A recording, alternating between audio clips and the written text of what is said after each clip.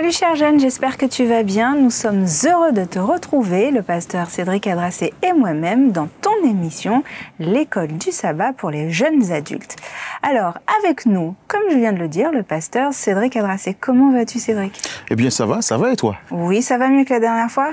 Beaucoup mieux. La dernière fois j'avais la telle, bon aujourd'hui je ne l'ai pas. Il faut tout de même faire attention, mais ça va beaucoup mieux. Bon, tu peux toujours parler, tu pourras toujours nous expliquer la leçon. Ah oui, parce que je parle avec ma bouche et avec mon bras. Bon, alors parfait. La leçon de cette semaine, c'est Anania et Saphira, les donateurs infidèles, et c'est juste après ça.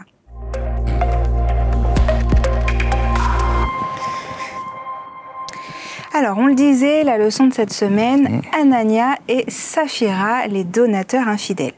Alors, Anania et Saphira, c'est un jeune couple qui était fortement attiré par les pratiques, mais aussi l'état d'esprit de l'Église primitive.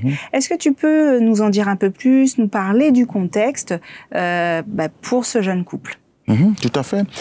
Alors c'était un contexte très particulier parce que c'était un contexte de persécution. Depuis la crucifixion de Jésus, les apôtres ils n'ont pas cessé d'être persécutés. On le verra plus tard dans le livre des Actes que certains ont été jetés en prison, flagellés, battus. On verra même que l'apôtre Jacques a été tué, il a été décapité. Et donc c'était un contexte très particulier. Beaucoup étaient obligés de s'éloigner de leur famille, de fuir, etc., et de se regrouper de d'autres endroits, dans d'autres régions. Donc ce n'était certainement pas facile pour eux à cette époque. Et donc, il y avait un souci parce que, comme il fallait tout abandonner, donc financièrement, beaucoup se retrouvaient dans une situation précaire. Et heureusement, avec l'effusion du Saint-Esprit, les frères ont reçu une sagesse, un discernement et puis l'orientation surtout pour savoir comment s'occuper de ceux et celles qui avaient tout abandonné pour pouvoir suivre la cause de Dieu. Et j'aimerais donc j'ai déjà dit que c'est extraordinaire parce que lorsqu'on réalise que dès là, que lorsqu'on accepte Jésus, lorsqu'on choisit Jésus comme maître, eh bien, il ne nous abandonne pas. Lorsqu'il nous appelle à le suivre, il nous équipe. Il est conscient que parfois, il nous faille abandonner un certain nombre de choses, mais on réalise qu'on peut compter sur lui parce qu'il donne la science, il donne l'intelligence, la sagesse pour pouvoir mettre en place des plans pour subvenir aux besoins, quels qu'ils soient. Et donc, les frères avaient décidé de tout mettre en commun afin de pouvoir subvenir aux besoins du plus grand nombre. Donc une notion de partage très très importante dans notre Église primitive. Et donc Anania et Saphira, quand eux ils le constatent, ils ont aussi envie de faire comme les membres de cette Église primitive. Et donc ils vont décider de vendre leur propriété et puis de donner aux apôtres qui redistribueront ces richesses. Mais que se passe-t-il? Pourquoi Anania et Saphira donc décident de faire cela? Mais comment ils le font? Parce que c'est là où il y a une subtilité. Alors là encore, avec l'effusion du Saint-Esprit, d'ailleurs, je vais reprendre un passage qui se trouve dans le livre des Actes au chapitre 4, le verset 32, juste avant l'histoire d'Ananias et de Saphira, où il est dit au verset 32, « La multitude de ceux qui avaient cru n'était qu'un cœur et qu'une âme. Nul ne disait que ces biens lui appartenaient en propre, mais tout était commun entre eux. » Et donc, avec l'effusion du Saint-Esprit, il y a quelque chose d'extraordinaire qui se vivait. Les frères, qui étaient là, bon, ils n'estimaient même pas que ça leur appartenait parce qu'ils mettaient tout en commun, tout ensemble, pour pouvoir, comme je disais tout à l'heure, répondre aux besoins de la multitude. Et donc, Ananias et Saphira, ils entendent cela, ils sont conscients de cela. Eux-mêmes aussi sont touchés par cet élan de solidarité et ils décident de vendre leur propriété pour pouvoir subvenir aux besoins et en cela c'est formidable parce que la Bible ne le dit pas, mais certainement qu'il y en avait aussi et qui n'ont pas décidé de vendre quoi que ce soit. Donc on pourrait au moins noter que eux se sont dit, non, ok, on va vendre ça pour l'œuvre, etc. Donc c'est extraordinaire. Et d'ailleurs, peu importe l'âge qu'on a, hein, si on veut d'une manière ou d'une autre participer, par exemple aider le département de jeunesse, on se dit bon moi j'ai touché mon salaire, je veux mettre tant à part pour le département de jeunesse, pour les programmes du département, mais que nul ne se retienne de faire une telle action. Non, plus sérieusement, ils ont eux aussi été touchés, contrairement à ce qu'on pourrait penser. Et c'est là que c'est particulier, c'est que eux aussi, ils ont été touchés par cet élan de solidarité. Ils ont décidé de commun accord entre eux, eh bien, de vendre cette propriété qu'ils avaient.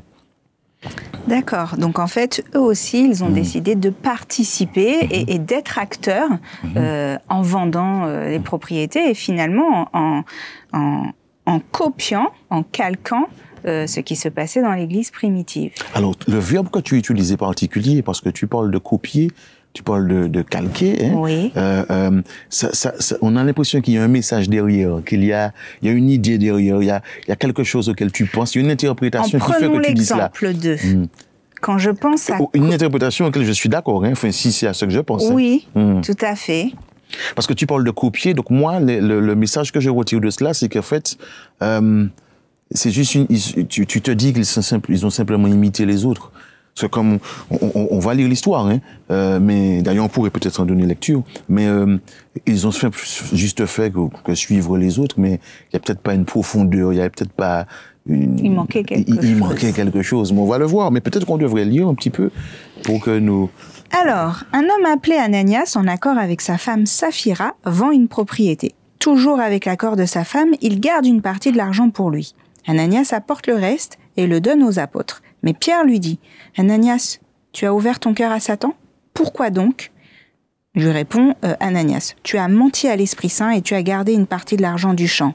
Tu pouvais garder le champ ou bien tu pouvais le vendre et faire ce que tu voulais avec l'argent. Comment est-ce que tu as pu décider dans ton cœur d'agir ainsi ? Ce n'est pas à nous que tu as menti, mais c'est à Dieu. » Bon, on va lire peut-être la suite après. Alors, mais c'est extraordinaire ce qui se passe. Un couple, ils ont décidé de vendre leur propriété. Nous disions qu'apparemment ils ont été touchés par cet élan de solidarité. Tu parlais ils ont peut-être que juste copié. Je pense qu'ils ont vraiment été touchés. Alors c'est peut-être qu'intellectuel, peut-être que ça n'a pas été dans les profondeurs de leur âme, ou peut-être que ça l'a été, mais qu'entre-temps, il y a eu un changement. Parce que parfois, on prend des décisions, on prend une décision aujourd'hui, on prend peut-être pas le temps de bien mûrir la décision, la réflexion, et puis on agit en fonction de la réflexion, et puis de la décision, et puis après, avec du recul, alors positivement ou négativement, on peut revenir sur la décision. Mais le problème, c'est que tout le monde vendait. Il faut qu'on comprenne le contexte. Tout le monde vendait sa propriété, tout le monde abandonnait des choses pour la solidarité, etc., l'entraide. Et eux, ils ont fait savoir que allez, on va vendre notre propriété, on va tout donner. C'est particulier parce que, premièrement, ils n'étaient pas obligés de le faire. Tout à fait. Mais peut-être que ils avaient peur d'être jugés. On dit, mais oui, mais vous ne participez pas. Et parfois, on peut, en tant que jeune, se sentir comme cela. Avoir l'impression que, on est dans une église et que on n'a peut-être pas forcément l'occasion de participer, d'apporter sa contribution. On se sent un peu isolé. Et donc, si on a une occasion on essaie d'eux. Donc peut-être qu'ils se sentaient peut-être comme ça, on ne sait pas. Et puis que se sont dit, non, ils n'ont pas envie d'être jugés ou mal jugés ou mis à part parce que ils n'ont pas suffisamment de foi ou suffisamment de détachement par rapport à leur bien, entre guillemets, pour pouvoir. Mais ils ont dit, nous avons vendu. Voilà. Mais là encore, ils auraient pu l'avoir vendu, si on rapporte à aujourd'hui 50 000 euros, et dire, nous avons vendu notre champ 50 000 euros, mais nous choisissons de faire don à l'église de 20 000 euros. Hein? Mais là encore, on voit l'esprit qui les animait, parce qu'ils veulent montrer que non, on n'a rien retenu, on fait confiance à Dieu totalement, pas de problème, non, ils l'ont fait, nous pouvons le faire aussi, nous sommes remplis du Saint-Esprit, et voilà. Et en fait, ils veulent faire croire qu'en fait, alors qu'ils ont retenu. Pourquoi ils n'ont pas été vrais? Pourquoi ils n'ont pas été sincères? Ils veulent faire croire et pourquoi ils n'ont pas été vrais. D'ailleurs, Pierre est un petit peu... on peut penser que Pierre est dur dans ses propos. Tu leur dis, il lui dit, bon, même si c'est une version vulgarisée, tu as ouvert ton cœur à Satan. Et bon, alors là où c'est peut-être un peu gênant, c'est qu'Ananias demande pourquoi. Alors, quand je lis, je me dis, bon, je suppose qu'il sait un petit peu pourquoi Pierre se permet de lui dire ça. Mais après, ce que je constate aussi, c'est que c'est une initiative qui part d'Ananias et que son épouse le suit. Et en accord avec ce qu'il fait. Donc, c'est une question, mais est-ce que... alors, effectivement, il y a l'effusion du Saint-Esprit. Ils sont emportés par l'élan de ce qu'ils voient. Et donc, ils décident de vendre aussi et de dire, nous aussi, on donne et vous allez redistribuer. Mais est-ce que, quand on lit le texte, ça veut dire que les deux, Ananias et Saphira, ont manqué de profondeur à un moment dans ce qu'ils allaient donner réellement aux apôtres? Oui, c'est sûr qu'il y a un manque de foi. Il y a un manque de foi en la capacité de Dieu à pouvoir prendre soin d'eux, même lorsqu'ils ont tout donné. Parce que c'est ça, ils retiennent une partie, et c'est ça qui peut nous arriver parfois, si on parle de dîmes et d'offrandes, certains parfois donnent une partie, d'autres ne donnent pas du tout, mais c'est souvent un manque de foi. Lorsque j'ai donné, bon, comment je vais payer mes factures, etc. Tu as parlé de l'attitude de Pierre, de la manière dont Pierre parlait. On va revenir sur cela, mais souvent, on n'avance pas par la foi, mais on avance par la vue. Et lorsqu'on réalise le nombre de factures, les choses qu'on a à payer pour nos enfants, pour ceux qui en ont, ou simplement pour notre vie au quotidien, on est parfois tenté de retenir une partie. Mais c'est là où il nous faut bien nous concentrer sur la croix et voir Jésus sur cette croix et réaliser que le Père, il a montré l'exemple, il a donné l'exemple, parce qu'il a donné une partie du ciel. Il a même donné ce qui avait le plus de valeur au ciel, Jésus. C'est lui qui donne en premier. D'accord? Et lorsque nous maintenant on donne, nous ne sommes pas les premiers à donner, c'est en réponse à l'acte d'amour que Dieu a posé. Et lorsqu'on comprend cela, bien, et puis lorsqu'on comprend qui est Dieu, lorsqu'on passe du temps dans sa parole, lorsqu'on passe du temps avec lui, on réalise bien qu'il est suffisamment puissant, il est tout puissant et qu'il peut prendre soin de nous, même lorsque nous avons fait ce premier pas-là. Nous pourrions faire le parallèle avec la veuve de Sarepta, c'est quand même particulier. Essaie de t'imaginer, Florine, tu as ton enfant, ton unique, c'est le seul que tu as, tu réalises que vous allez pas tarder à mourir parce que il y a pratiquement plus rien, quoi. C'est juste 2 petits gâteaux que tu pourras faire et après ça c'est fini, quoi. Et tu regardes ton fils, il est peut-être en larmes, peut-être on n'a pas forcément l'âge, mais parce qu'il crie, mais maman j'ai faim, ça déchire ton cœur, tu te dis, tu es là, et puis tu as un homme, il arrive là, il se dit, prophète, il dit, bon, et tu cuisines pour moi d'abord, hein. Tu fais pour moi d'abord. Sincèrement, est-ce que tu te vois, je dis, bon, ben oui, hein, d'accord, hein. Ou tu te vois plutôt de dire, vous plaisantez ou quoi, mais vous êtes qui? Mais vous. Mais elle voit en ce gars-là un prophète. Elle voit que c'est un homme de Dieu. Et elle a suffisamment foi dans les directives de Dieu, dans la parole de Dieu. Elle reconnaît que c'est un envoyé de Dieu. Elle fait d'abord pour lui. Elle lui donne d'abord. D'accord? Mais elle ne lui donne pas une partie, elle donne tout. Elle donne tout. Bon, j'aurais peut-être donné une partie. Enfin, je lui aurais demandé la permission quand même. Elle donne tout. Et finalement, qu'est-ce qu'elle a reçu?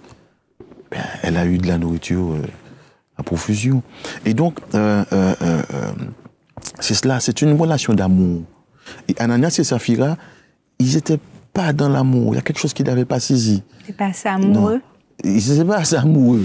Ils n'étaient pas assez amoureux. Ils étaient plus dans l'apparence. Chercher à paraître pour ce qu'ils n'étaient pas en réalité.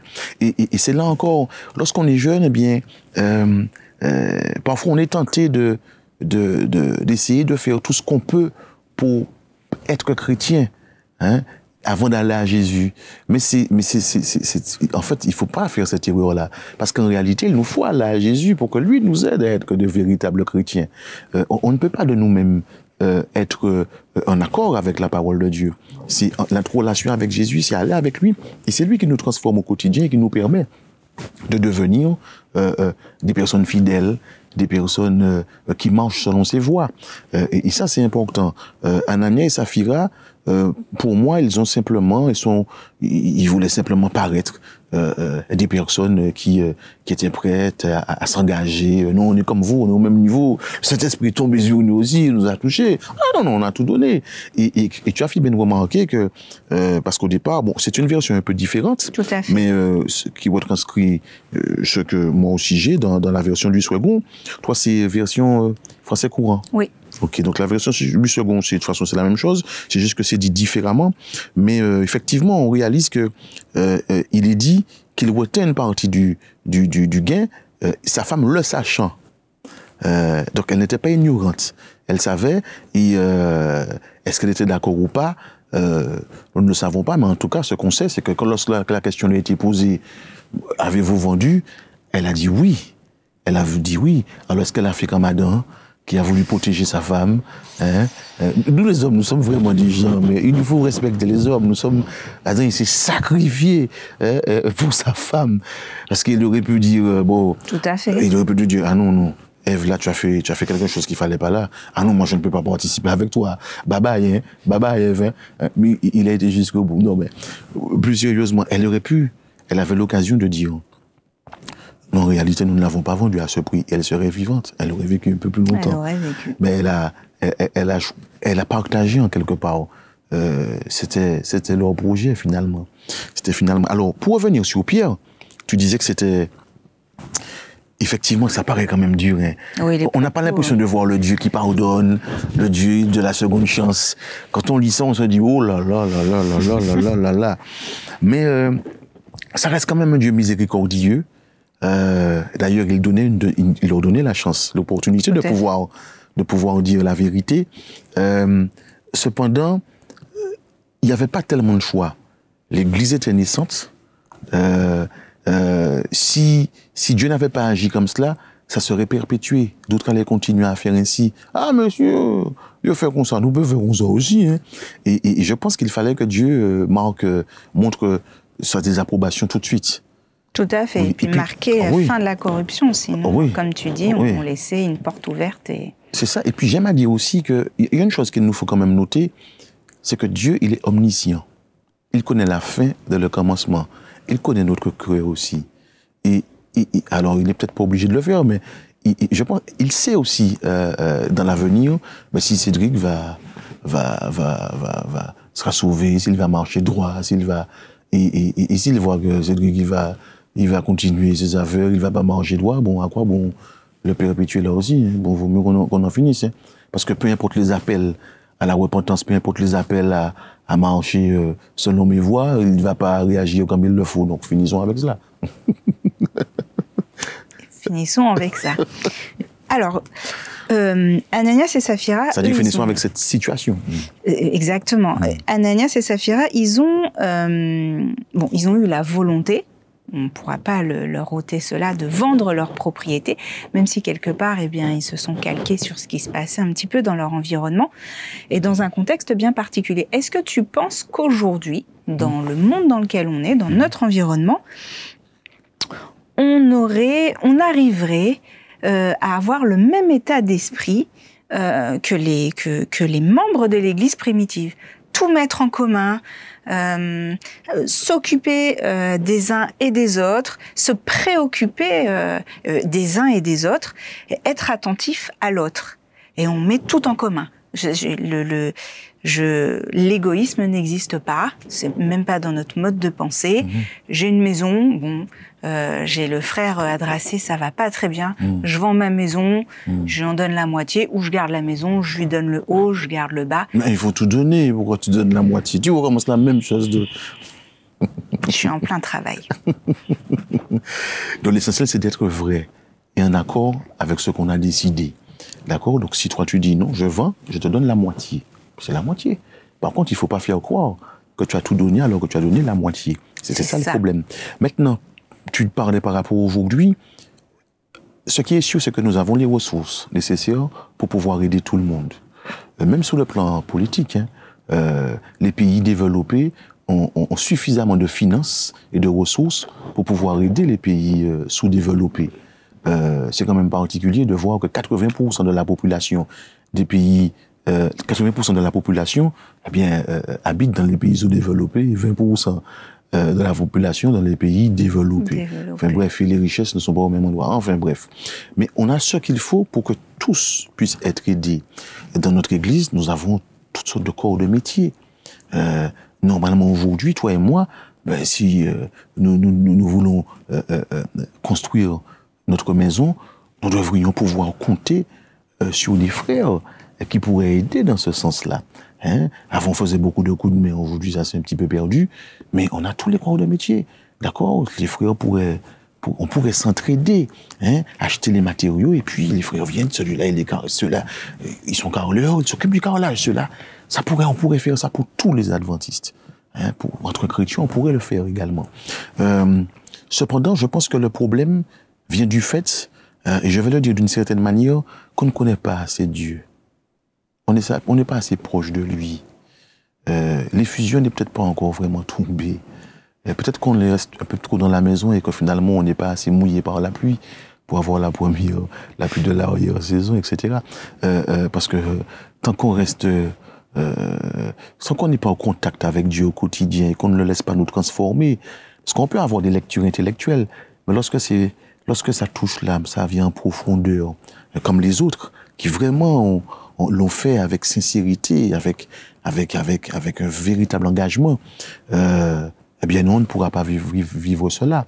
Je crois que cette période viendra à un moment donné. Je crois qu'elle viendra.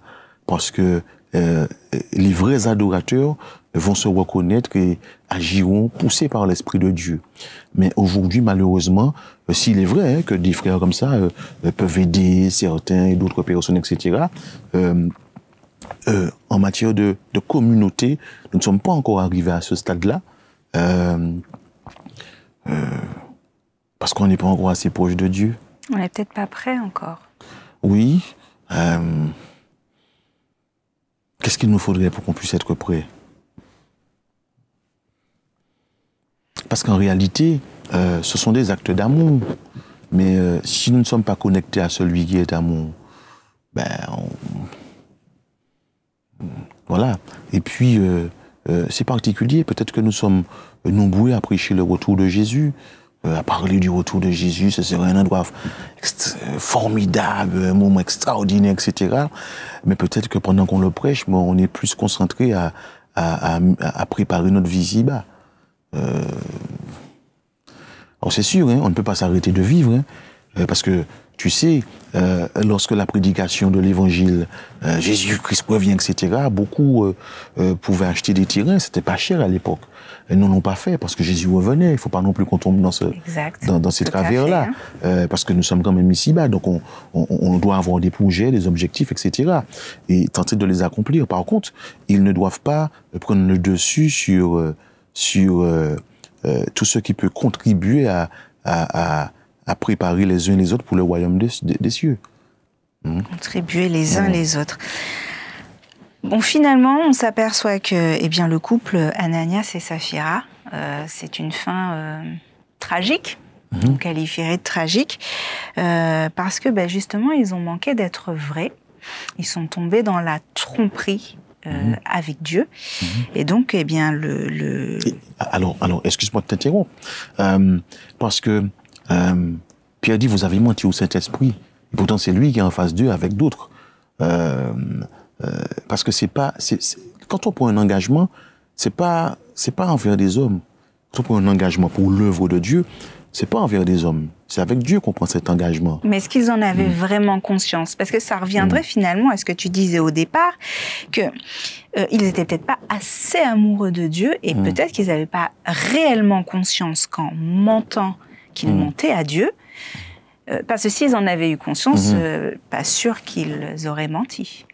Ni elle et ni lui. Oui, peut-être. Peut-être qu'effectivement, peut-être aussi qu'il pouvait en avoir conscience, mais ne pensait pas que ça aurait cette conséquence. Une conséquence aussi soudaine. Aussi radicale. Aussi radicale.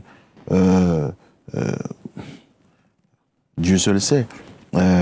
Malheureusement, ils sont morts le même jour, hein, finalement, à quelques heures de différence, mais ils sont morts le même jour. Et c'est particulier parce que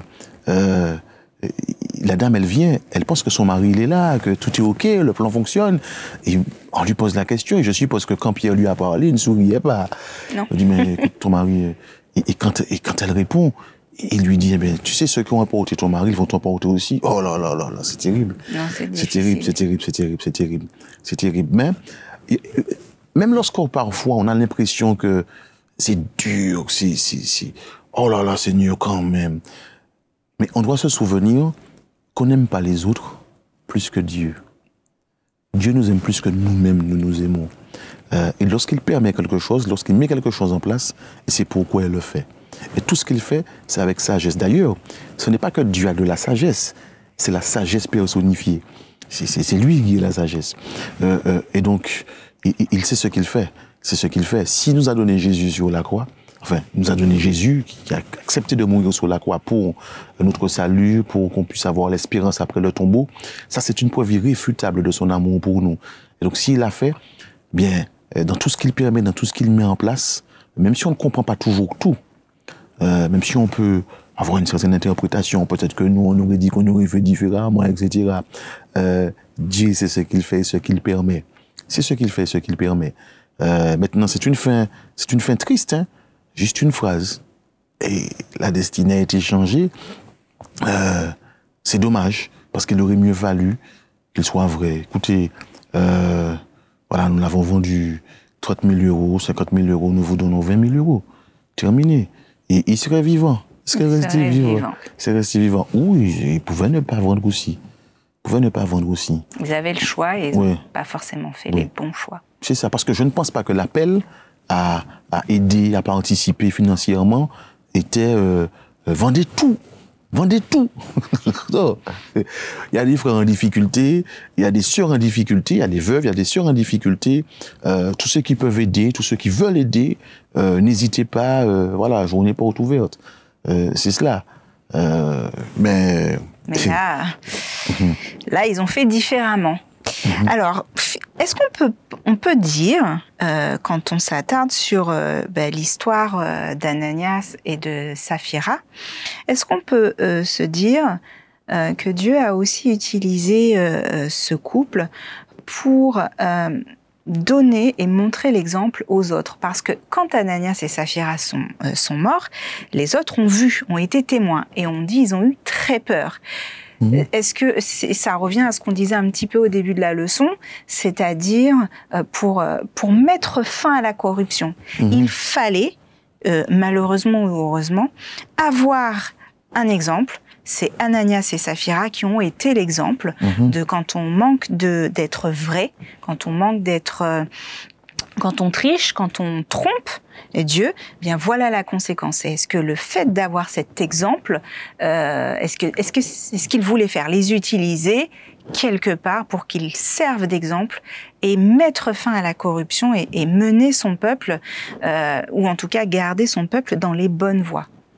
Oui, je crois que tu as posé la question, tu as aussi apporté la réponse. Tout ce que Dieu fait, c'est à titre d'exemple. D'accord? Il y a toujours une leçon à tirer.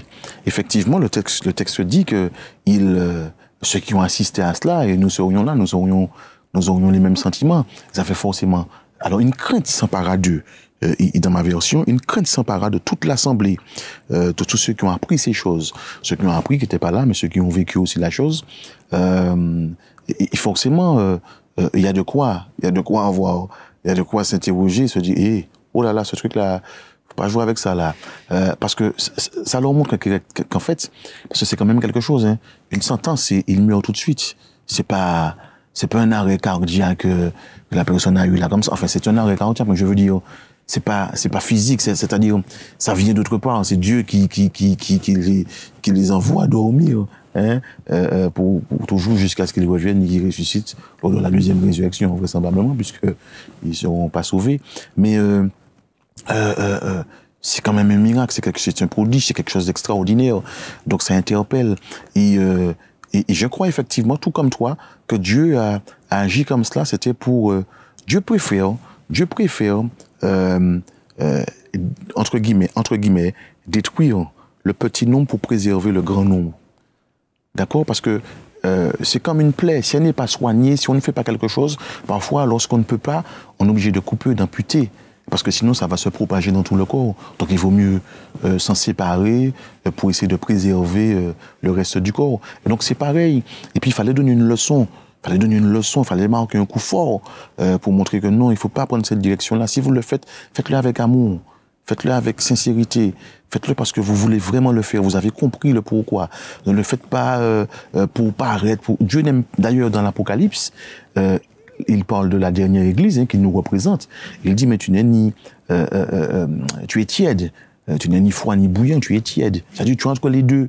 Non, choisis ton camp. Choisis qui tu veux être. Dieu n'est pas dans le paraître.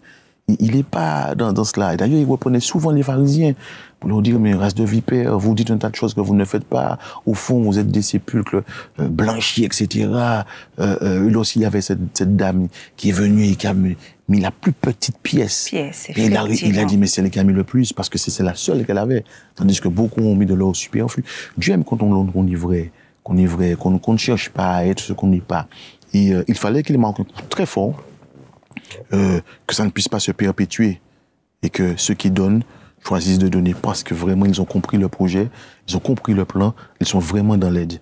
Alors on pourrait penser que un truc comme ça, bon, on va faire marche arrière, on va essayer de s'éloigner de tel lieu parce que, non, au verset 14, on lit que le nombre de ceux qui croyaient au Seigneur, hommes et femmes, s'augmentait de plus en plus. Et donc, bien au contraire, au lieu d'ailleurs, la persécution, au lieu de diminuer le nombre de chrétiens, non seulement ça a augmenté, mais en plus, même cette histoire, elle n'a pas contribué à ce que certains se disent, bon, pour le moment, on va encore réfléchir parce que on ne connaît pas bien notre cœur, on ne sait pas vraiment s'il fait les choses parce que mais ça s'augmentait. Parce que les gens ont vu qu'il y avait une véritable solidarité. Et si ceux qui ont donné sont vivants, c'est parce qu'ils l'ont fait avec un cœur vrai, pas avec un cœur partagé. Et lorsqu'on voit qu'il y a des gens qui s'aiment réellement, on a envie de rester près de ces personnes. On a envie de fréquenter ces personnes. Et c'est pour ça qu'il y a un texte qui dit que lorsque vous allez vous aimer vraiment, puis c'est à ceci qu'on reconnaîtra aussi que vous êtes mes disciples, que vous êtes vraiment avec moi. Parce que l'amour interpelle, l'amour appelle l'amour. L'amour appelle l'amour. Alors, ce sont les mots de la fin. Cher jeune, tu l'as bien compris. Sois vrai. Si tu peux donner, eh bien, donne. Et ce que tu souhaites. Ne trompe pas Dieu. Fais attention. Est-ce que tu as vu l'exemple d'Ananias et Saphira qu'on a étudié aujourd'hui?